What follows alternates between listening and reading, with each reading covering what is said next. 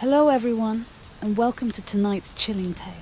I'm thrilled to have you here with me as we delve into a story that will keep you on the edge of your seat. So find a comfortable spot, perhaps dim the lights a bit, and prepare yourself for a journey into the unknown. This is Enigma of the Shadow Figure. It was a warm summer night when I first encountered the Eerie staircase. Nestled within a decrepit, looming building not far from my usual route, the structure stood out like a grotesque monolith, square and lifeless, much like a neglected mausoleum. The building's stark, angular lines seemed to pierce the darkness, casting long shadows that danced menacingly in the dim light. As I approached, I felt an inexplicable pull toward the staircase. It was unnervingly tall, with an endless series of steps that seemed to stretch on forever. The wooden handrail, worn and splintered, gleamed faintly in the pale moonlight. My fingers lightly tapped against the rail, each tap echoing like the scurry of rodents across a silent night sky. The sound sharp and grating. With each step, my breath grew more labored. Just when I thought I couldn't take another step, a door emerged from the shadows. It was an old wooden door, scarred by red chalk marks and smeared with countless footprints at its base. The lock, a new brass addition, hung ominously. Despite its newness, I knew exactly how to open it. Beyond the door lay the rooftop, a serene space under a blanket of stars. The night sky, speckled with countless stars, was breathtakingly beautiful. A gentle breeze carried the sweet scent of acacia blossoms, a reminder that it was early summer. Somewhere in the distance, frogs croaked, their calls crisp and clear beneath the starlit sky. However, tranquility was fleeting. The wind's chill intensified, and an uneasy feeling crept over me. Just as I was about to turn back, something cold and clammy grasped my foot. Looking down, I saw a pale, ghostly hand clutching my ankle, its nails embedded deeply into my flesh, dirt packed beneath them. Panic surged through me as I kicked frantically, a freezing sensation radiating from the hand, searing through me like a bolt of electricity. My mind went blank, survival instinct kicking in. I turned to run, but 3 small children blocked my path. They stood in eerie unison, heads bowed, their blue and white uniforms faintly visible in the darkness. Their young faces were unnervingly pale, veins visible beneath their delicate skin. The children formed an impassable barrier, and the weight on my foot grew unbearable. The ghostly hand was dragging me down, inch by inch. Desperation fueled my strength as I clung to the rusty old railings, pleading for the children to help. They remained unmoved, their empty eyes fixed on me as the hand climbed higher, reaching my calf. I bent down, trying to pry the hand off, but it was futile. It latched onto my hand, cold as death itself. I yanked, and a small girl emerged from the shadows, her beauty marred by a faint red birthmark on her left cheek. She was breathtakingly beautiful, with long lashes framing her eyes, but something about her was deeply unsettling. Her appearance triggered a wave of terror. From behind me, a shrill scream pierced the air. "She's a ghost! She's a ghost!" The girl's beauty withered before my eyes, her features twisting into a grotesque mask as blood trickled from her mouth, eyes, nose, and ears. A torrent of blood burst forth, the metallic scent overwhelming.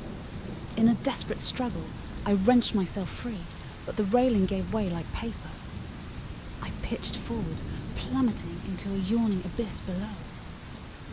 The last thing I saw before darkness enveloped me was the malicious smiles of the 3 children, their eyes glinting with malevolent glee. The nightmare ended abruptly, and I jolted awake, drenched in sweat. The harsh light of my bedside lamp banished the lingering darkness. My heart pounded as I reached for a cigarette, the familiar scent of tobacco grounding me in reality. As I inhaled deeply, I tried to shake off the residual fear, knowing sleep would elude me. The clock read 5 a.m. Outside, the early morning light was beginning to filter through the curtains.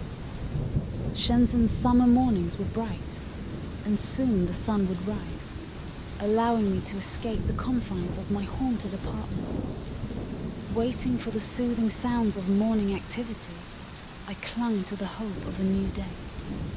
Despite the endless cycle of nightmares, I tried to maintain a semblance of normalcy. I loved the daytime, despised the night, and the relentless nightmares that plagued me. My online persona, Red Lady, was known to many, though most had forgotten my real name, Yang Hui. Despite the ordinary nature of my name, it held a special significance, reflecting my parents' hopes for me. Now, at 24, married yet living alone, I had become a freelance writer. My husband, sent to Egypt for work, had been gone for months. The nightmares began after he left, feeding on my anxiety and fear of the unknown. But these were feelings I couldn't share with him. His logical, scientific mind wouldn't understand. Our relationship was one of contrasts. My passion and sensitivity balanced by his calm and rational nature. We married after 7 months of knowing each other, love overriding all differences. Despite the terror of my dreams, life went on. I managed my little cafe, Waiting Bar, a cozy place with just 7 tables, each carefully chosen and paired with unique chairs. Every table had its story, printed and tucked beneath, waiting for lonely souls to discover. The cafe was my husband's parting gift before he left. Though I assured him I'd keep busy writing, he remained concerned. A freelancer's life lacked the structure he valued.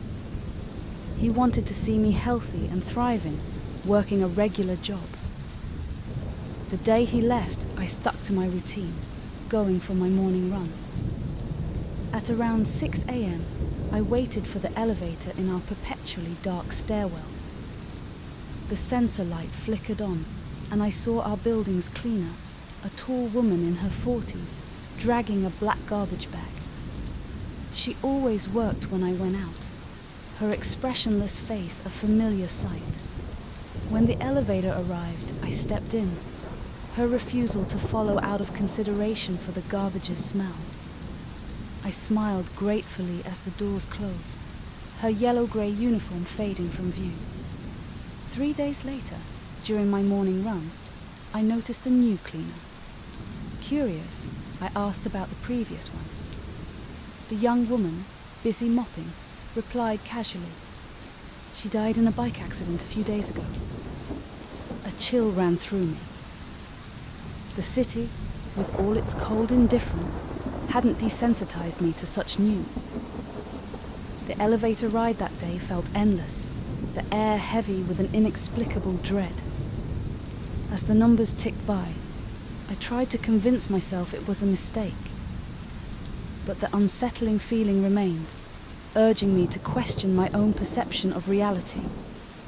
The elevator stopped at the 5th floor, and I shut my eyes as the doors opened, fearing what I might see. When an elderly couple entered, familiar yet unnervingly different, I questioned their reality too. Was I the only one haunted by such doubts? Bursting out of the elevator, I ran until I reached the street, the presence of fellow joggers grounding me. The oppressive fear receded, but the incident marked the start of my recurring nightmares. Afraid to verify the cleaner's death with the building's security, I let the fear fester. It became clear I needed company to ward off the growing terror. Fortuitously, my friend He Fengli was looking to leave her job in Hangzhou. Upon hearing her voice on the phone, my anxiety eased. She was eager to visit, and her arrival promised a respite from my solitude. Yet, as the date approached, a new unease emerged. The timing of our reunion seemed too coincidental, especially with our other friend Dubija returning from the UK. Despite these lingering doubts, life continued. The mundane tasks of running the cafe, writing, and maintaining a semblance of normalcy helped distract me from the shadows lurking in my mind. But the nightmares persisted, each more vivid and terrifying than the last. The line between reality and dream blurred, leaving me in a constant state of dread. Days turned into weeks, and Fangli's arrival was like a breath of fresh air. Her presence brought a sense of normalcy, and for a while, the nightmares seemed to recede. We spent our days exploring the city, visiting old haunts, and catching up on lost time. Her laughter, her stories, and her unwavering optimism were a balm to my troubled mind. But as the days grew shorter and the nights longer, the shadows returned. One evening, while we were sitting in the cafe, a sudden chill swept through the room. The lights flickered, casting eerie shadows on the walls. Fangli noticed my unease and reached out to touch my hand, her grip warm and reassuring. "What's wrong, Hui?" she asked, her voice filled with concern. I hesitated, not wanting to burden her with my fears, but the words spilled out before I could stop them. I told her about the nightmares, the ghostly children, and the hand that had grabbed me on the rooftop. Fangli listened intently, her expression serious. "We need to find out what's going on," she said firmly. "Maybe there's something in this building's history that can explain these nightmares." Her suggestion sparked a flicker of hope. Together, we decided to investigate. The building's records were sparse, but we managed to track down a former resident who remembered the place's dark past. Mr. Liu, an elderly man with a weathered face and a stooped back, welcomed us into his cluttered apartment. As we sipped tea, he recounted the building's history. Decades ago, it had been a school for orphans. The children who lived there were often neglected and mistreated. Tragedy struck when a fire broke out, claiming the lives of several children and a beloved teacher. "Their spirits never left," Mr. Liu said, his voice trembling. "They linger here, seeking closure, seeking revenge." His words sent a shiver down my spine. The pieces of the puzzle were falling into place, but the picture they formed was far from comforting. Fangli and I left his apartment, our minds heavy with the weight of what we'd learned. That night, the nightmares returned with a vengeance. The rooftop, the ghostly children, the blood, everything was more vivid, more terrifying. I woke up screaming, my heart pounding in my chest. Fangli rushed to my side, her face pale with fear. "We need to do something," she said urgently. "We can't let these spirits torment you any longer." Determined to find a solution, we decided to seek the help of a spiritual medium. Miss Zhao, a well-known medium in the city, agreed to visit our apartment. She arrived the next day, a small, frail woman with piercing eyes that seemed to see right through me. She walked through the apartment, her eyes closed, her lips moving in silent prayer. After what felt like an eternity, she opened her eyes and nodded solemnly. "The spirits here are restless," she said. "They are trapped between worlds, unable to move on." She suggested a ritual to help them find peace. The preparations took days, but finally, everything was ready. The ritual began at midnight, the air thick with anticipation. Miss Zhao chanted in a language I didn't understand, her voice rising and falling like the wind. As the ritual progressed, the atmosphere grew increasingly oppressive. The temperature dropped, and a thick fog enveloped the room. Suddenly, the ghostly children appeared, their faces twisted with anger and pain. They reached out to me, their hands icy cold. Miss Zhao's chanting grew louder, more intense. The children's expressions softened, their anger giving way to sorrow. One by one, they faded away, their spirits finally finding peace. The fog lifted, and the room returned to normal. Exhausted but relieved, I thanked Miss Zhao. She smiled kindly, her eyes filled with understanding. The past cannot be changed, she said gently, but the future is yours to shape. Remember that. With the spirits at rest, the nightmares ceased. Life slowly returned to normal. Fang Li and I continued to run the cafe, our bond stronger than ever. The building, once a place of fear, became a place of healing. So, dear listeners, that concludes of our journey into the enigma of the shadow figure.